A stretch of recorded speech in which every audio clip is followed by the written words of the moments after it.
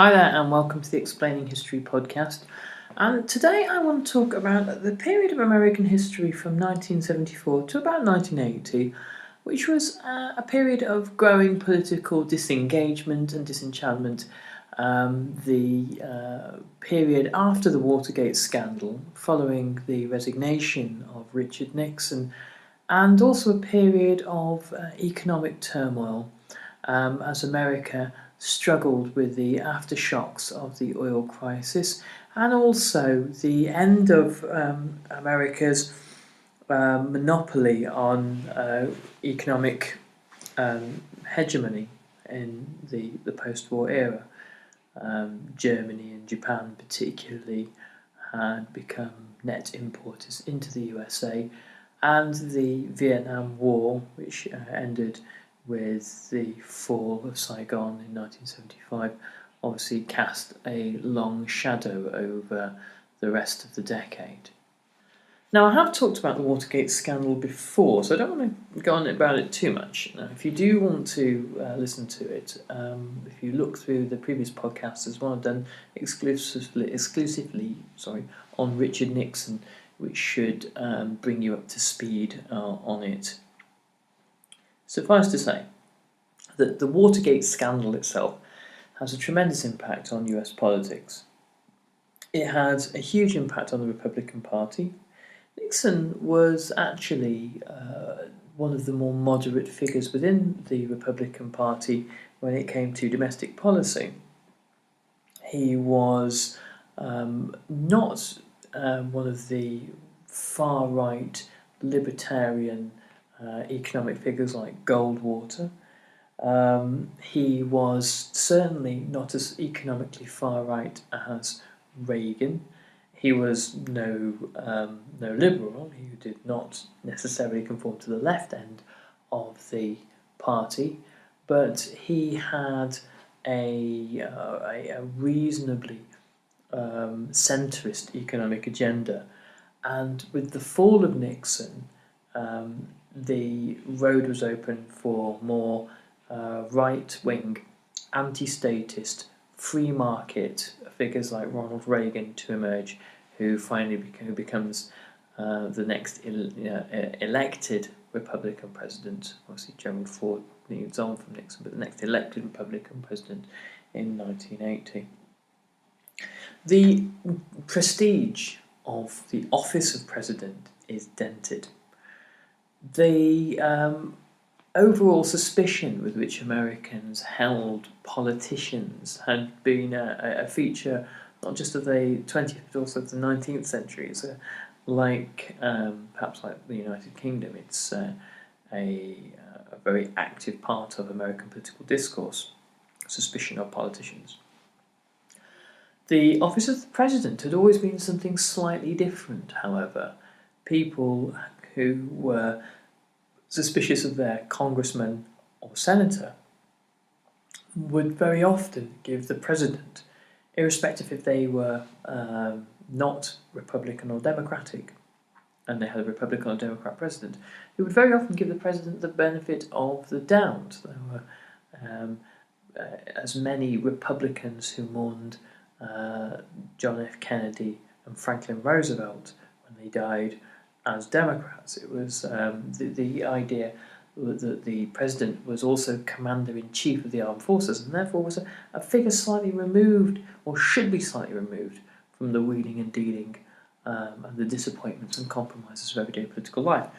All this changes with the fall of Nixon and ideas that had been developing since the 1930s about the growth in power of the presidency and the executive branch in general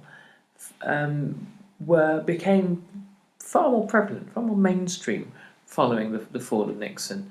The idea that one day America, in flying in the face of what the founding fathers had said, one day America might possibly get a tyrant. And in the aftermath, the fallout from Watergate, Congress passes laws to limit presidential powers. For example, the War Powers Act of 1973 meant that the president had limited powers to take the country to war. I don't believe that this was solely directed at Nixon, however. I believe that this was also a nod towards Lyndon Johnson, who had, obviously in 1964, with the Gulf of Tonkin resolution, taken America into fully blown war in Vietnam. The Ethics in Government Act of 1978 said that it was possible to have a special prosecutor to investigate alleged presidential wrongdoings, as Bill Clinton found out over the Monica Lewinsky affair towards the end of his presidency. And this, arguably is wildly misused by the Republican Party against Clinton, and again is a device used to bring political deadlock on Capitol Hill. And so Congress was not willing to let not just Nixon off the hook, but the office of presidency off the hook. And what they wanted, particularly the Democrats, they wanted to prevent the possibility of there being an imperial presidency, a president who was capable not just of waging war around the world, but also of undermining the Constitution itself. And you get, interestingly, Gerry Ford and Jimmy Carter are two very different characters. Ford made almost a virtue out of his understated role within the White House as vice president. As we all know, vice president is something of a non-role within any president's administration, and no vice president is actually ever expected to make it into the Oval Office. He said that he was really there as a kind of a safe hand on the wheel, not a powerful, imposing figure, and he believed that that's what America certainly didn't want that. Conspiracy theorists, who, let's face it, might not have been quite so conspiratorial, were shocked, outraged and angered when one of Gerry Ford's first acts was to pardon Nixon.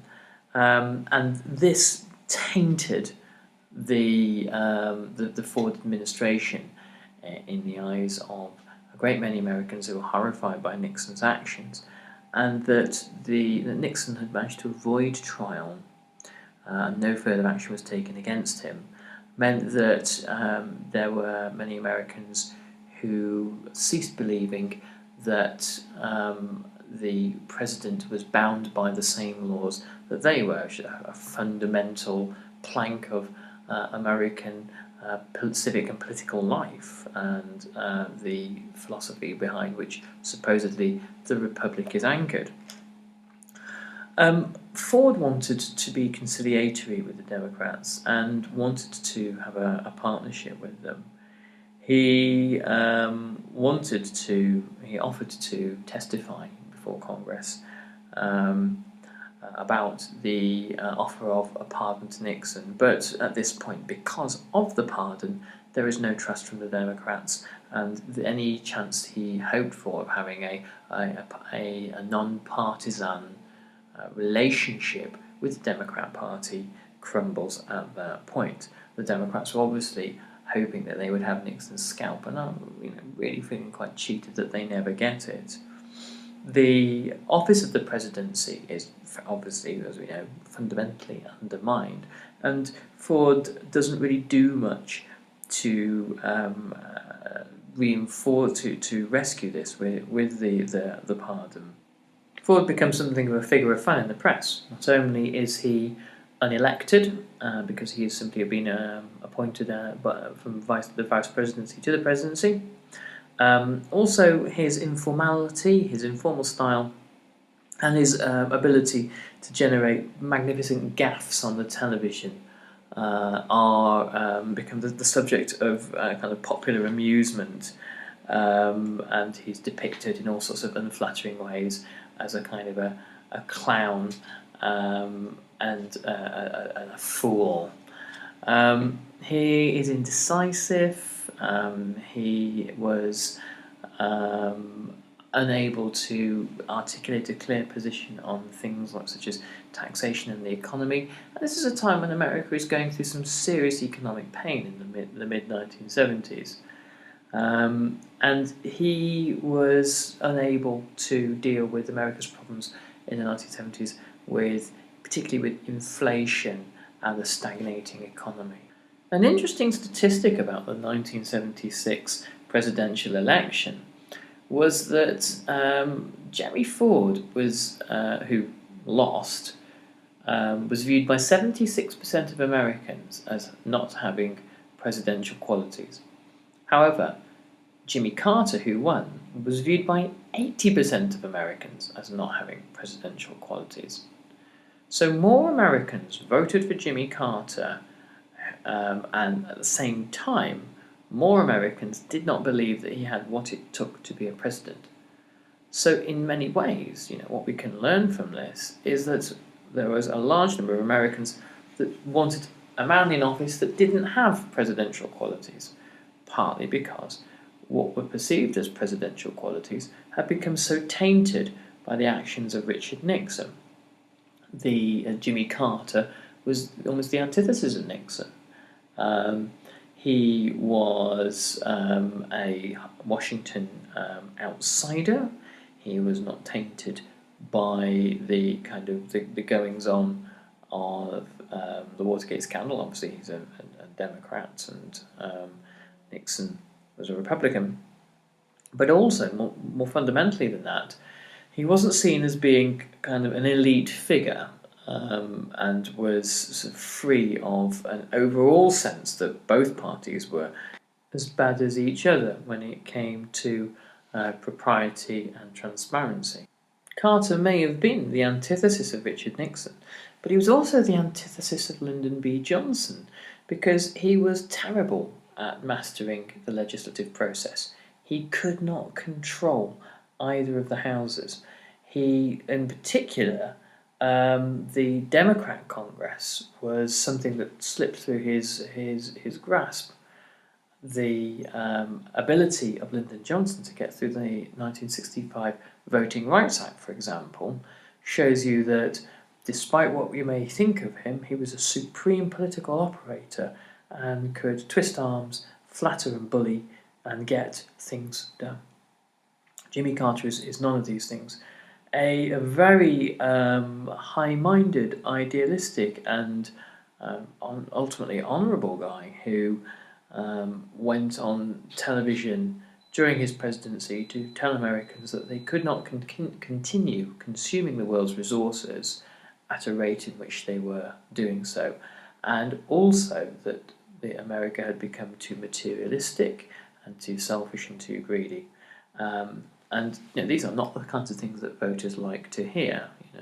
This is potentially electorally harmful. But he knew these things had to be said, and went on and said them anyway. So really, quite an anomalous figure.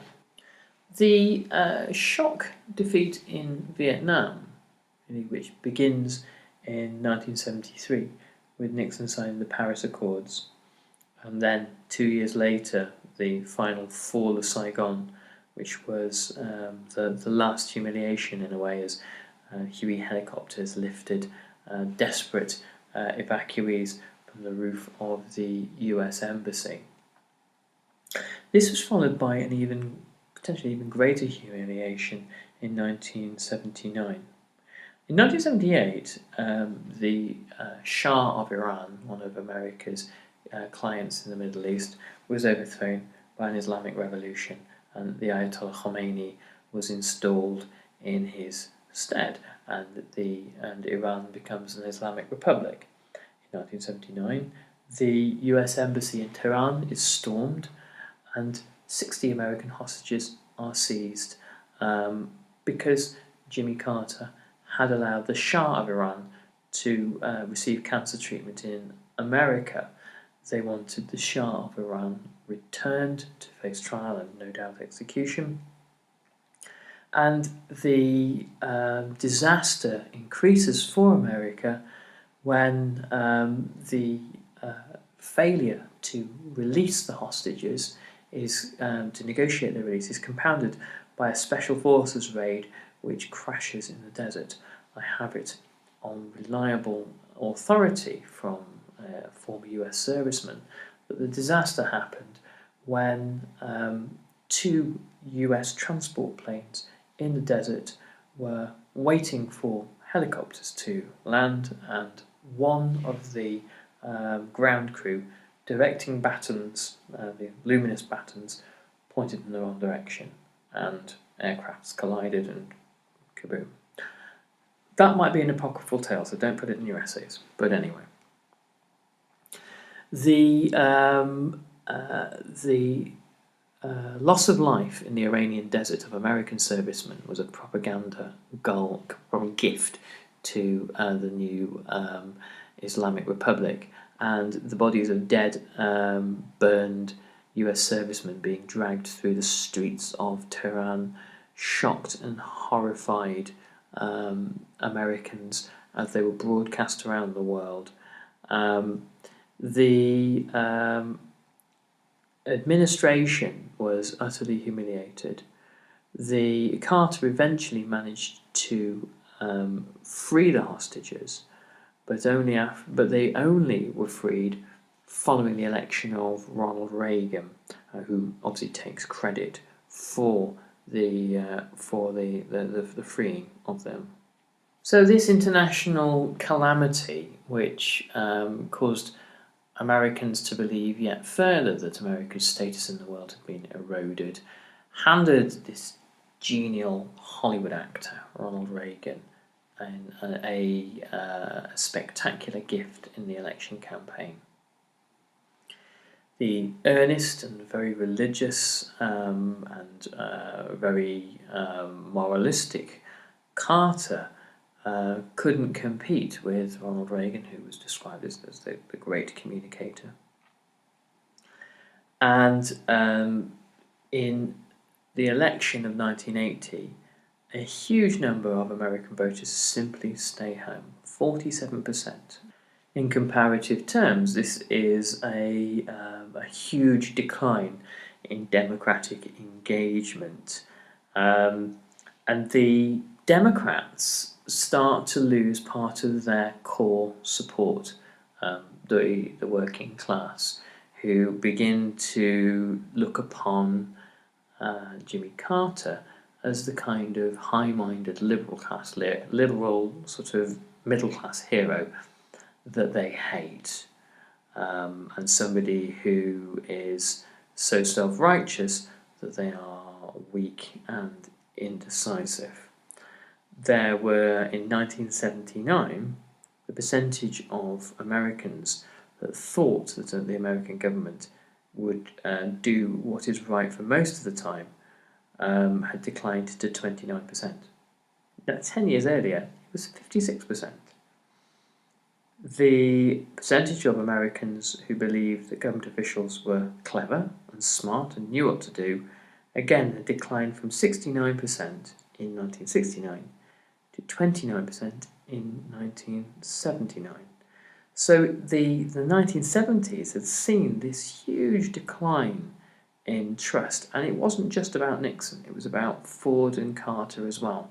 The combination of the three of them, plus the Vietnam War, plus the ongoing problems in the American economy with inflation, had led to this corrosion in belief in government, and it really helps us to understand the appeal of Ronald Reagan.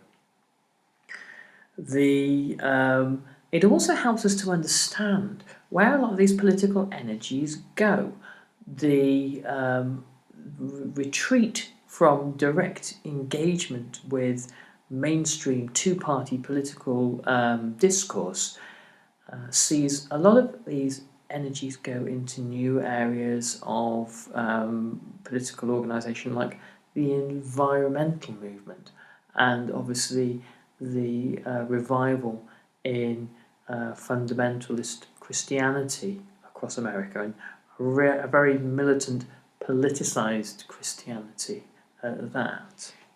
This perhaps explains some of the political landscape in America in the 1980s, the development of single issue politics such as feminism or gay politics. Of course, there were radical antecedents of both these developments in political ideas from the 1960s and various liberation movements, but it shows why it was that they become greatly energised in the 1980s. The 1970s had taught a great many Americans that political engagement, traditional political engagement, was meaningless and irrelevant, and had seen this drift. I think, however, that the underlying economic picture also tells us something really important. Poverty in America grew throughout the 1970s. Poverty had been in retreat throughout the 1950s and the first half of the 1960s, and begins to really increase from the late 60s and early 70s onwards. The proportion of US citizens living below the poverty line grew from 11.2% in 1974 to 12.5% in 1976, and included half of all black female heads of households. Again, this does not bode well for the Democrat Party. The growth of food stamp users increased from 18.5 million in 1976 to 20 million in 1980, and it's black families who bear the majority of this burden. And in addition to that, unemployment grew from 6.5% in December 74 to 8.9% in May 75. And a new and insecure service sector grew. This is anything from the fast food industry through to data processing and the kinds of jobs that came in to replace heavy manufacturing as that started to decline. The death of the car industry in Detroit begins in the 1970s, and it's very difficult for guys who and it's mainly guys at this point who had worked in heavy industry throughout much of their lives to retrain. The labour market mobility doesn't quite work like that, and so the social safety net that exists in the guise of things like federal minimum wages gradually increases, but not in line with inflation, which is obviously galloping throughout the 1970s. And the often discussed crisis of America's middle classes begins at this point, or certainly takes a fundamental step forward throughout the 1970s.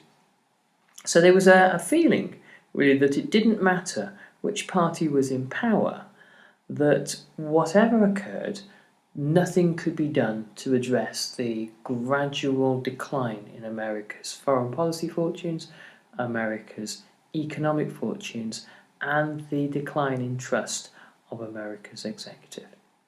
Anyway, thanks very much. I hope you've enjoyed this podcast, and I'll catch you on the next Explaining History podcast. Bye-bye.